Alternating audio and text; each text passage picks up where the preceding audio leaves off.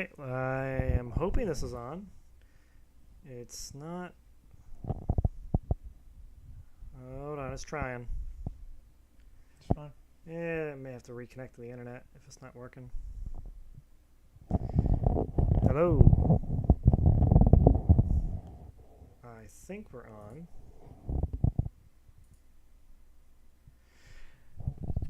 All right, welcome to the Big O Pinion, and tonight we have Flan joining us to talk about today's election. And let me get Flan on the thing. Flan or John, what do you have to say today?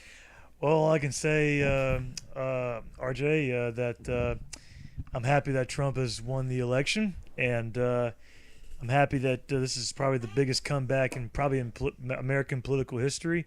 It's been 132 years ago since a former president that actually won a comeback win for a non-consecutive term, and that was Democrat President Grover Cleveland. Now, John, Grover Cleveland, did he run for re-election the second time and then lose, or did he just say, I'm not going to do it, and then change his mind? No, he lost. He lost to the future president, which was Benjamin Harrison, a Republican. Now, the only difference was that when Trump won in 2016 against Hillary, okay, he lost to Joe Biden, who was the future president, and then the only difference is Joe Biden was going to be the nominee in 2024. However, some shenanigans happened, I guess. I don't know what's going on. I guess I would say, in my opinion, deep state or whatever, trying to do something with trying to get rid of Joe Biden to not be the nominee, and instead just chose the vice president, Kamala Harris. So that's the only that's the only little difference between that election and 1892 election. I think I was thinking that this morning. I bet Biden voted for Trump. Yeah. Someone said that Jill Biden was wearing a red dress yesterday when she was voting, and I'm curious if that meant that she was like signaling, "Oh, I voted for Trump because you took the presidency and the White House away from me." Yeah. And I think that's a big deal. Yeah, I understand that. Yeah.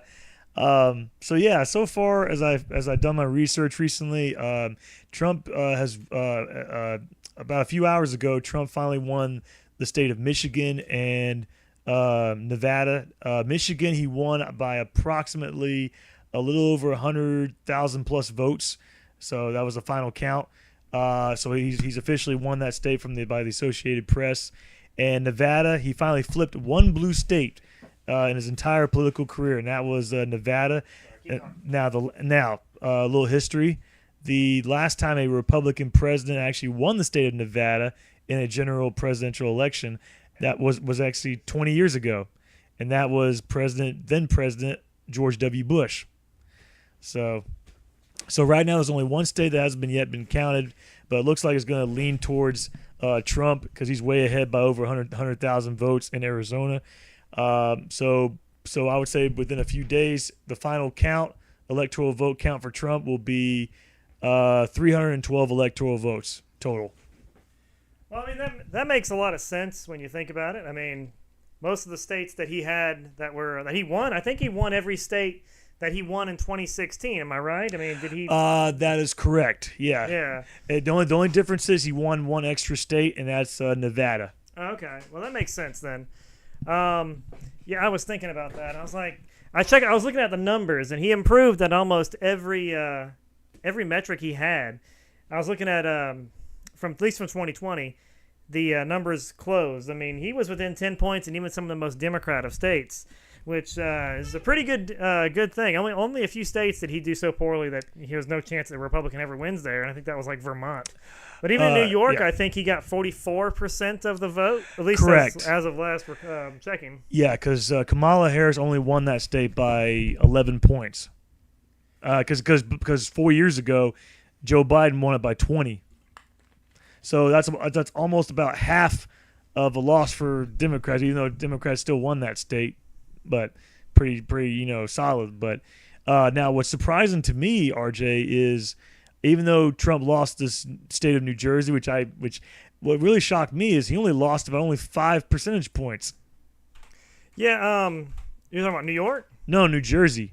Let me check. Let me check that. Let's see. Yeah, here. check at Associated Press Here or we go. Decision Desk. Yeah. Let's see. The Associated Press is reporting that he lost by, gosh, just a little over 200,000 votes. Mm-hmm. She got 51.5. He got 46.5. It was very close in that state, which is kind of a shock. Yeah, I didn't really think. Someone was saying the other day that he had a chance of winning New Jersey, and I'm like, maybe that'd be nice, but I didn't know it'd be that close though. I didn't think he'd close the gap, and he's really closed the gap in a lot of these states. I think a lot of people who used to be Democrats suddenly went, man, these policies kind of suck. So Yeah, yeah. maybe now we can actually get something done with Trump in office. Yes, and also we won back the Senate for the Republicans. So it looks like there's 2 more Senate races that looks like lean towards going to be the newly elected Republican senators that will unseat 2 Democrats that will lose their job come January 3rd, constitutional law. So it looks like the closest ever right now is Nevada's Senate race. And and this guy, I don't know his name, he's ahead by only about 4,000 to 5,000 votes. Now Let me take a look-see here. You're talking about Nevada, the Kerry Lake one? No, Nevada. Oh, Nevada. I'm sorry. Yeah. Yeah, he's ahead. It's there's 86 reporting, and he is at let me see here. Like a good math estimate. Last time I checked was 4,000 votes ahead. He has 617,000, while the Democrat has 614,000. So and that's 614,946. So really, it's really he's close. got him by maybe just a little over 2,000 votes, which is not a lot. And with 14% left, he still might lose that. But he is also going against the incumbent, which is not something that you usually win. The incumbent almost always has a strong advantage. I mean, they have better name recognition. They're already there. Yeah. Now, people usually don't want to change things if things are going good, but things aren't really going good, so Yeah. that kind of makes some sense. I mean, well, for me, in my opinion, I'm still hoping for that one, but you may never know. But for the Pennsylvania Senate race, a big name, U.S. Senator Bob Casey of Pennsylvania is about to lose that election by a pretty good margin, and it's like 96% proceeding. The new, I think it's the guy's name, Mr. McCormick. He's ahead of incumbent Bob Casey by 20,000 votes, which is a pretty good sizable margin. Now, I think North Carolina, they lost the Republican lieutenant governor lost that, if I remember from the correctly. governorship. He by lost a pretty lot. bad too, which is hard to do when Trump's on the ballot and he won the state and by a large margin. So people specifically picked not you. Yeah, and I think that had a lot to do with his response, or it's not really necessarily his fault because he's lieutenant governor. He wasn't governor at the time, but the response to the disasters in western North Carolina from the hurricane, I think they blame him for not being able to respond well. Correct. And I mean, hey, when you're at the top of the government, whether it's your fault or not directly, you kind of are in charge, and if things go bad, it is your fault. Correct. Yeah. There's an old saying in the White House, the buck stops here. Yeah, so, I was thinking the same thing. No matter what position you are, it's tough. Even if you didn't do it, you still try to accept the responsibility. I mean, many presidents and other world leaders, accept that. But anyway, so far, we already won the Senate, and it looks like, according to what I found out, according to what Trump campaign said, it looks like we might be able to keep the House intact because I think we gain a few seats. The House we won't know until like maybe another day or two. Yeah, I was checking that a second ago. I mean, it'll be a very slim margin, but it'll be more than enough. Yeah, it looks like there's 205 called by the Associated Press, 190 for the Democrats. They're reportedly gained 1 seat. Which seat did we gain? I don't. We really won know. I think maybe 1 or 2 seats somewhere in the west. I don't know, west side of the country. I mean, Arizona's where a couple of them are. Let me see what they got here. Yeah, it's House seats, not Senate seats. Yeah. They only got for some reason Arizona is taking a long time to count their votes. Yeah, I have no idea why they're this slow. They were this slow in 2020 as well.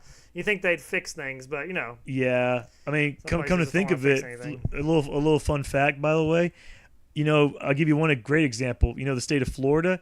Now Florida's no longer a swing state because you don't know how much that Trump won that state this go around. How much? 13%. That's an awful lot. I think in 2020 he won it by 6% or less or something. It was about 3 or 4% 4 years ago, but because 2016 was the last time Florida became a swing state, and that he won by about barely over 1%. Well, Florida was once a swing state in 2000 when Al Gore was running against him, and that was like In the Broward County area, that was down to what? Just a few 500 votes. Yeah, it wasn't much. And what was it? The hanging chads that were on the old paper ballots, like the scantrons, they'd get scanned, and the chads would get in the way of pieces of paper that were stuck to the actual main scanner, and they would give a false positive or false negative. Yeah. And that threw off the election. And now that I think about it, I kind of wonder, did we count all of those correctly? Maybe Bush didn't win, and we just stopped counting too early. I don't know. In my humble opinion, according to what I did my research, when it comes to the 2000 election, there were so many recounts that happened during those 6 weeks after the election, and all those recounts were all still led by Bush in that state, but it was very close. I thought he had one where he lost it, but they did another one after or something. I think there might have been one time they thought Al Gore won it, but most of the time they did so many recounts in between. It's I think after 6 weeks, the United States Supreme Court halted the recounts and handed the election to Bush. So. Yeah, I'm gonna look up how many recounts that was, but it was fascinating. I remember at the time I thought he was just a sore loser, but when you're only 1,000 votes off and there's probably enough votes to find if you recount everything by hand and go, well, 1,000 votes can be probably miscounted by hand. I mean, those machines weren't perfect back then. It's a whole lot better now. It'd be hard to really have that kind of problem. But then again, I find it interesting that this go around, I think Biden got over 80 million votes in 2020, supposedly, and Harris will be lucky if she gets 68 million. It looks like she just barely cracked 68 million last time I just checked a few moments ago. Let me see here. I was just looking. Trump just about to turn 73 million, which is almost as much as he had 4 years ago. The Associated Press has a little weird. She's at 67.7, and he's at 72.4. A lot of those votes are going to come from California because they only have half their votes counted so far, which for some reason are taking forever. Yeah. According to what I found out, Trump will still win the popular vote, but it'll be very close. I think it's like maybe by about 1 percentage point. That's still a lot, though. Yeah. The Republicans usually struggle with the popular vote because states like California and New York really they weigh it down a lot. Correct. Which is it's good and bad. I mean, people want the the popular vote makes more sense. Well, the reason we don't have the popular vote is because if you did, states like California, New York would dominate politics. Correct. And whatever those people wanted would be whatever the rest of the country gets. And Correct. that would be unfair to the rest of the country. I mean, if you had 51% of your population in California, New York, and the rest of the 49 were like, well, why are we here? It's whatever you guys want.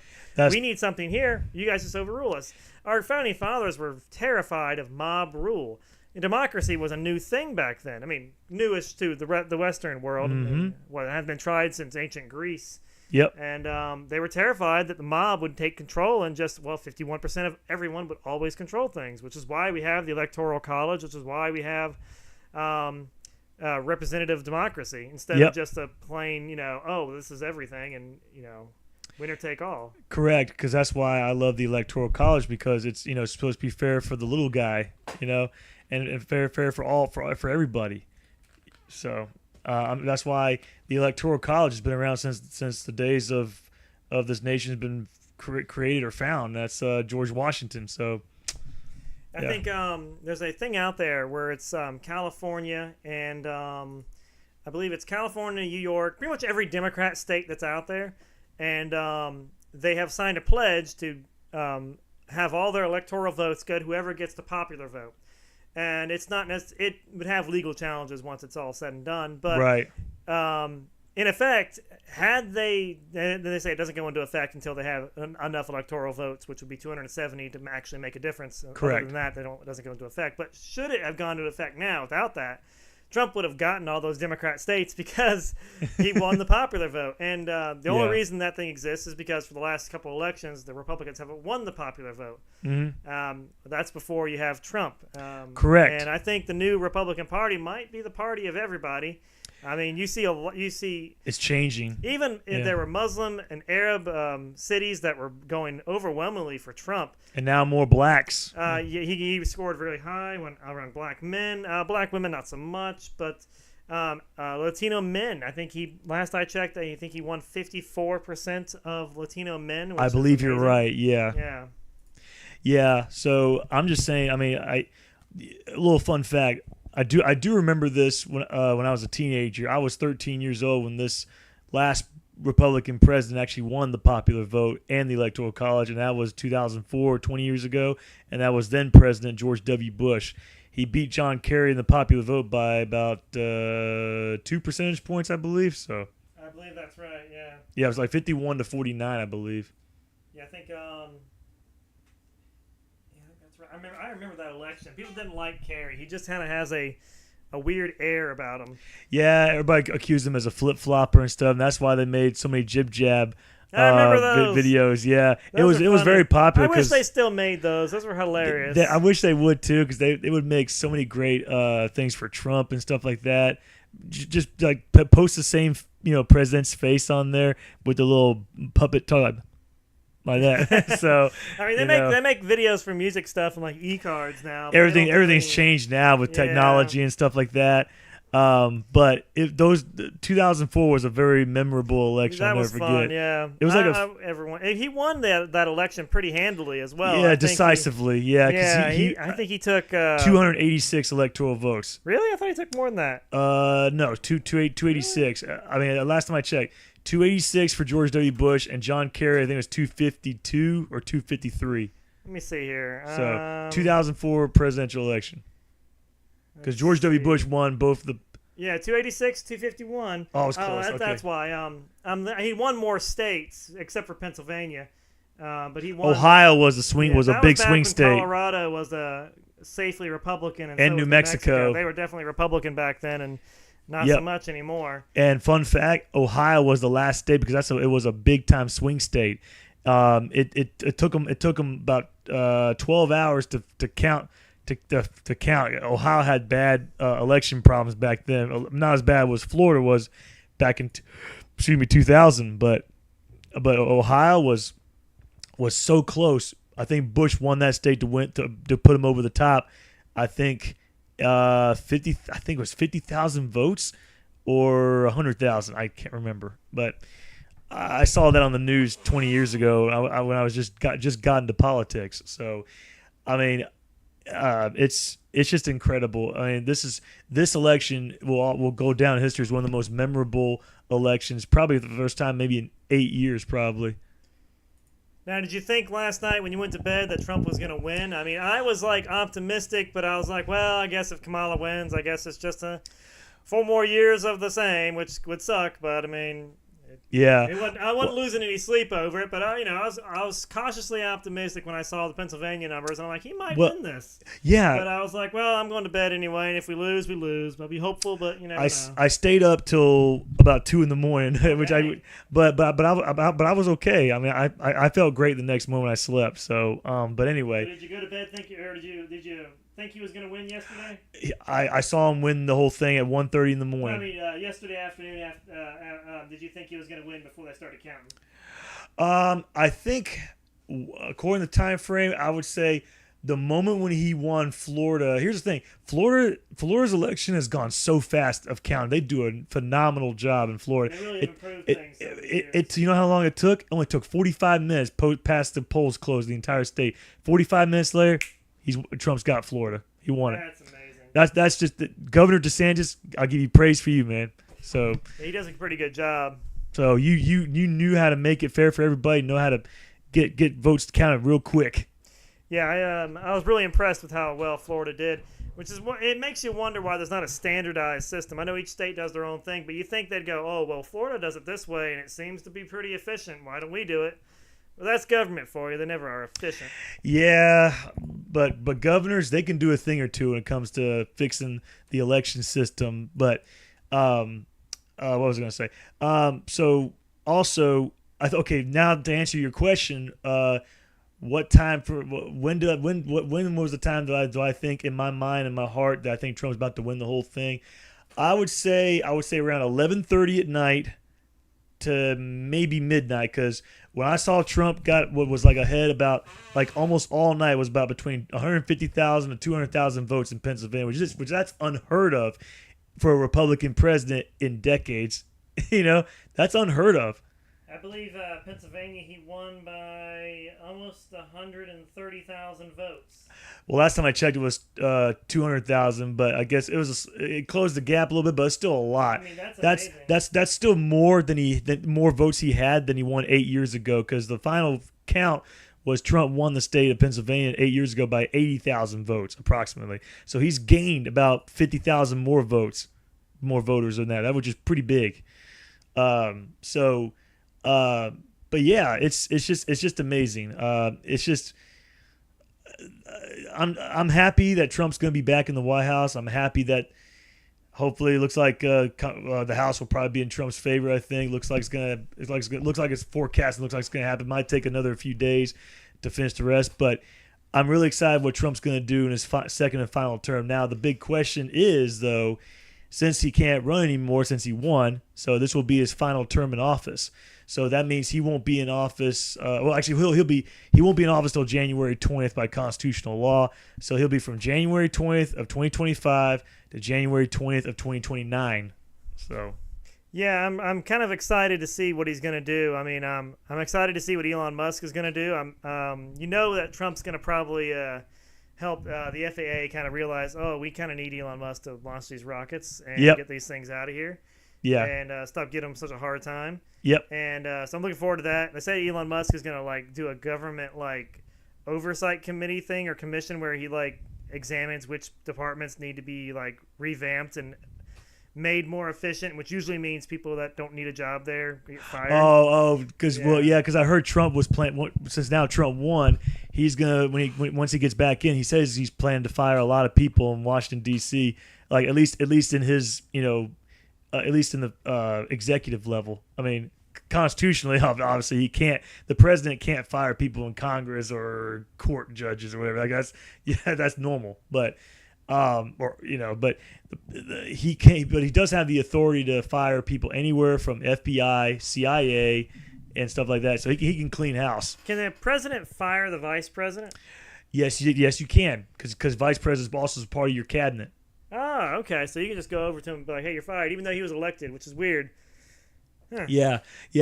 So far, according to my research, the president does have the authority to fire his own vice president. He does have the power to fire anybody from his cabinet or any White House official. Even his own press secretary has the power to do it. So he has the authority to do it because he's president of the United States. So What policy do you want him to enact first? Well, the one thing I want him to do on day one is secure the border, because Trump did say he's going to do it on day one. That's number one. And he's also going to tell, I would say within the first week in office, he's going to start telling the Border Patrol agents to finish that wall. Because had he won that term 4 years ago, the wall would have been finished within an extra few more weeks. They were just about 3 or 4 weeks shy of finishing the whole wall on the southern border. Now that Trump gets back in the wall will definitely finish within a month. So under Trump's Yeah, I think that'll fix a lot of problems. I mean, I think and also is going to do deportation. Having so much illegal immigrants is a bad thing for the country. We need people to come through the door, not over the fence. Correct. I mean, it's not like it's a bad idea to have them here. The country needs immigrants to function and our economy to grow. But you can't just have everybody walk over and be like, I'm not a terrorist. Trust me. Everything's fine. I'm not a drug dealer. No, not at all. And you gotta vet people that come in, make sure they're not here to cause trouble. I mean, if they're here looking for the American dream, hey, come on in. But Correct. use the door and follow the process. And maybe the process needs to be fixed. That's probably a true thing. But Well, I'm you want to confident. make sure you're who you say you are and that you're not here to cause problems. Yeah, well, I'm confident that Trump is going to do a phenomenal job with that in his first year in office now. And I'm very excited to see, besides getting everything fixed and erased what Biden screwed up with, in my opinion, like inflation and all this stuff. Besides all that stuff getting back to normal, lower gas prices, bring it back to between $2 around here or $1.87 on certain areas. in Myrtle Beach, whatever, and lower food prices and all that stuff. Like, no, basically all normalcy pre-COVID levels.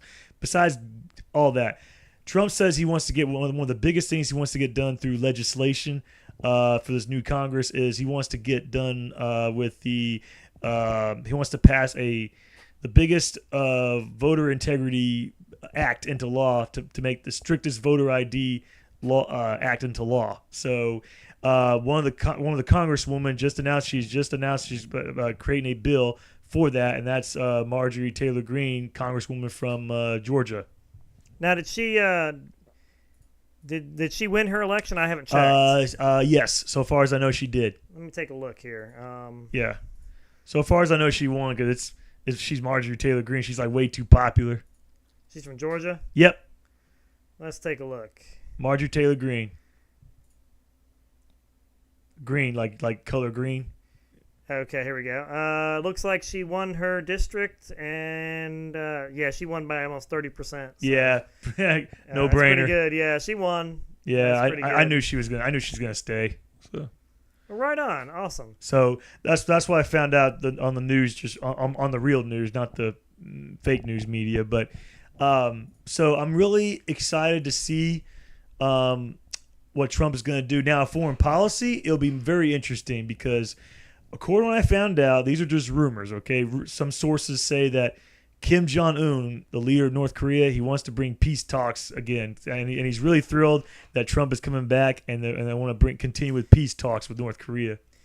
Yeah, I'm always wary when they say peace talks in North Korea because usually they just do that so they can get free stuff. So hopefully Trump doesn't go for that. But the last time Trump didn't either. Trump Trump's he played not playing hardball around with them, and I think we were closer to peace when Trump was president than we ever were.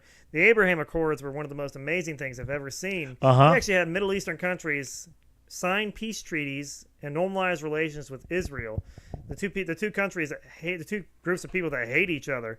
And now, just a few years later, you have the whole world falling apart. And I'm like, everyone always said Biden was bad at foreign policy. I didn't think he'd be this bad. I knew it wouldn't be great, but I was like, it can't be this bad, and it did. Yeah. The Afghan withdrawal was one of the worst things I've ever seen. Oh, everybody knew it was the worst. Trump set up the withdrawal. Trump set up the withdrawal a year ago, and then you get into office, and then everything falls apart, and you still do it? Yeah. I would have been like, yeah, you guys aren't holding up your end of the bargain. We're not withdrawing. That's how things work when you have a deal, and the other side breaks it. You go, well, the deal's off then. I'll do whatever I want.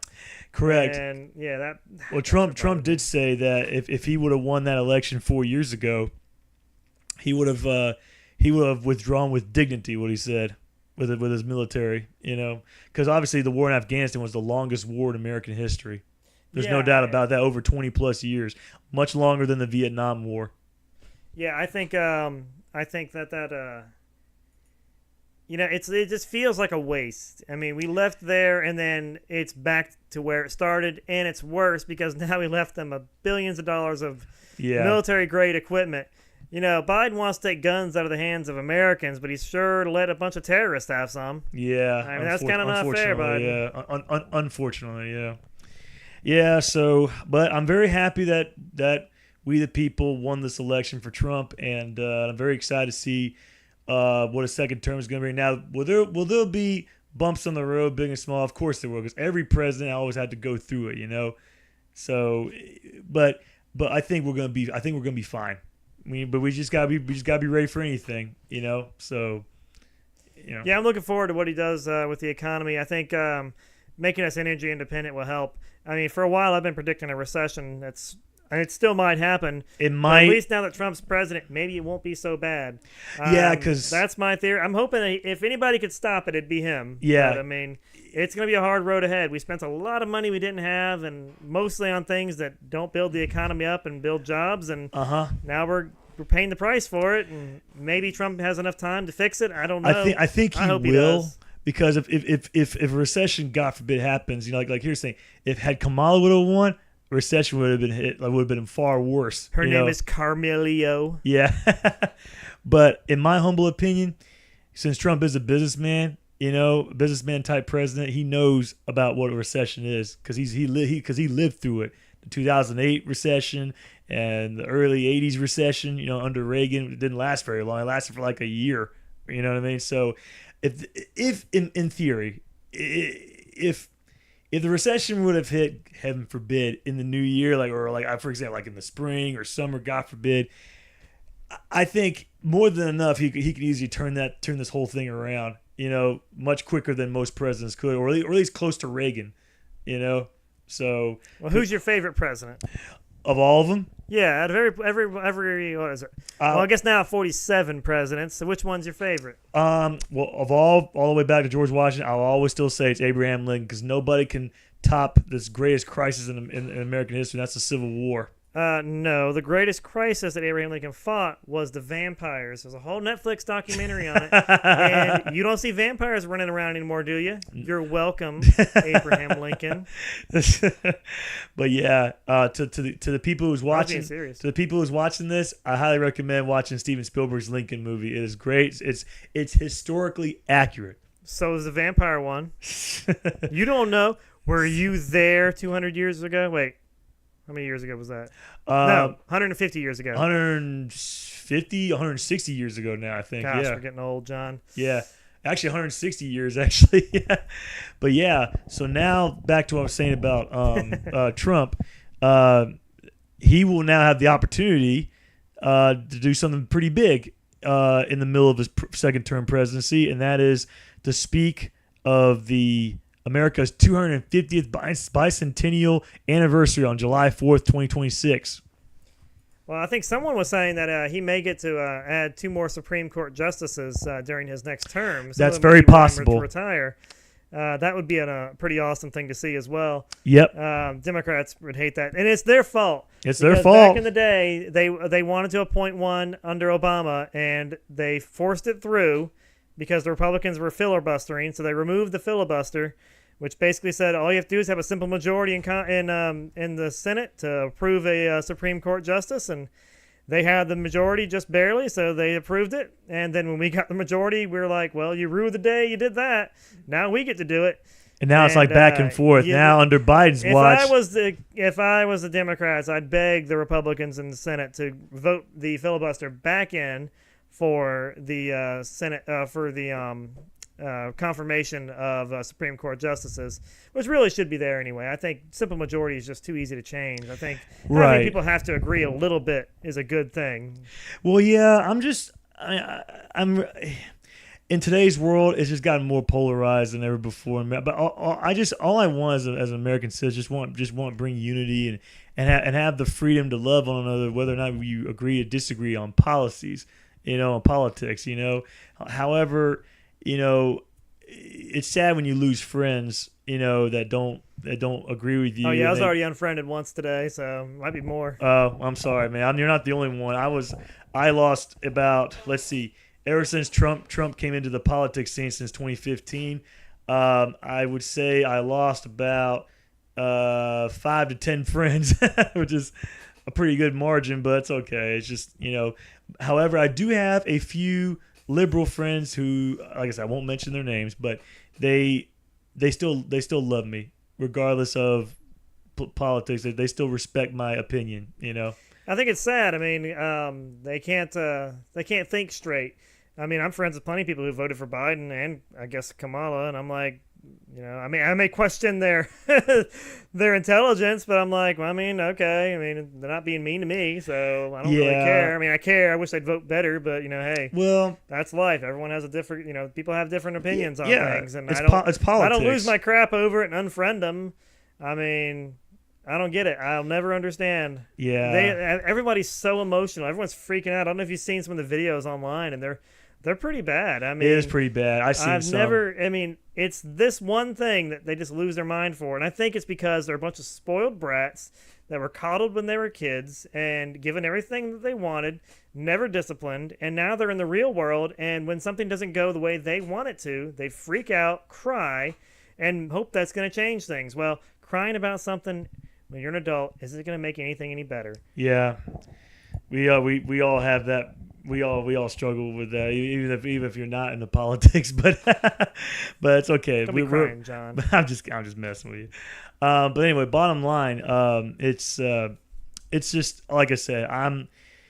sometimes you just gotta let them go. You know what I mean? In your life, when they don't like you and stuff, and they it's sad. But on the other hand, sometimes when you lose friends to make good, and then sometimes you gain more friends to spend time with you, no matter what political party you support or believe or your political opinions are. I mean, I only have like maybe say five. I would say maybe five or I would say at least five liberal friends that actually love and respect my opinions. So they never hate on me or anything because they're actually like matured adults. Just like we are. I mean, even though I'm not perfect either. I have my own struggles too. But we're different. But anyway, I think everybody's freaking out because they're worried about their daughter. Everyone keeps saying my daughter's losing their rights today, and I'm like, one, even if that was true, it's not today, it's January.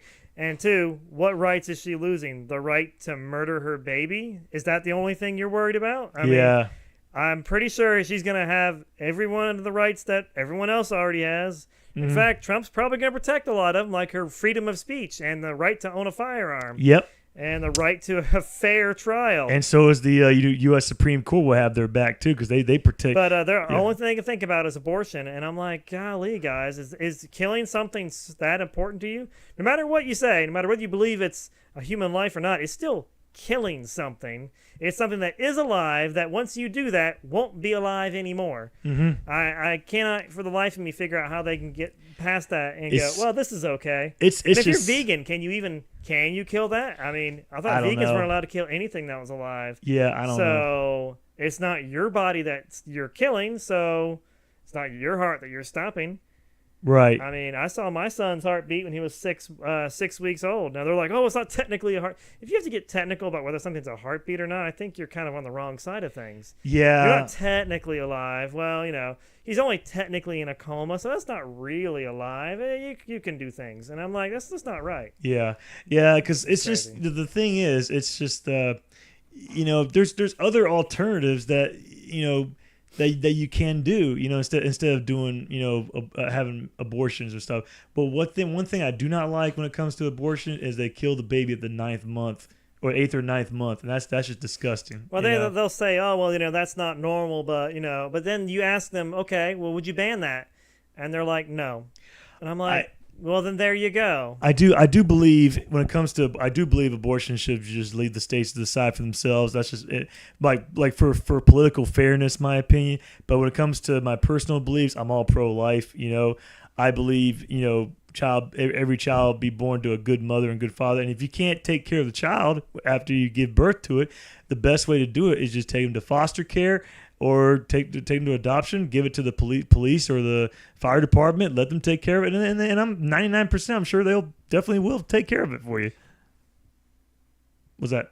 I don't know, I thought I heard something. Oh, well, anyway.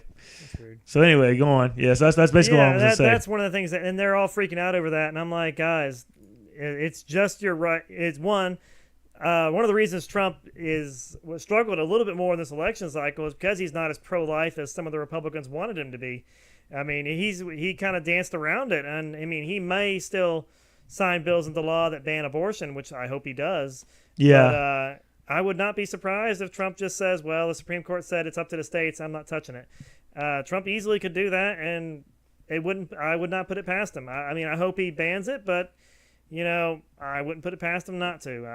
But I think the world's sort of in a better place because Trump's there versus. Oh, 100%. Because let's see, abortion's been around for a long time, and it's just, and that issue's been around for a long time, almost as long as slavery. Slavery was a longevity issue for like about 50, 60 years, and now people are starting to, I still think abortion is still the new kind of slavery issue we have right now in America, than we had in the 1800s, But thankfully, Lincoln, my favorite president, ended all that. so by two things: the Emancipation Proclamation and passed the 13th Amendment to abolish slavery forever. That was one of the things I never liked. The Juneteenth holiday. You know how that's when was it June 18th when the Well, the proclamation was issued, but it wasn't. It didn't really go into effect till New Year's Day of 1863. yeah, but that's why I don't like Juneteenth. I don't like it not because it's celebrating freedom from slavery. I don't really care. I mean, I do care. I'm glad that everybody's free. Yeah, But me too. it bothers me because it's not historically what is the right day to celebrate it. Like an over-the-top It's real- national holiday. The Juneteenth day is when the slaves in Texas, which was the last slave state, were informed of the Emancipation Proclamation. Correct. So you're just celebrating the day the last people found out about it. It doesn't make any sense to me. I mean, maybe if you were in Texas, that makes some sense. Oh, well, that's when we found out. Maybe the army made it here and told us we're free. That's great. Okay, but before that, I would celebrate the day the proclamation was made. That makes more sense to me. That's just one of those things that bothers me. I mean, I'm Yeah.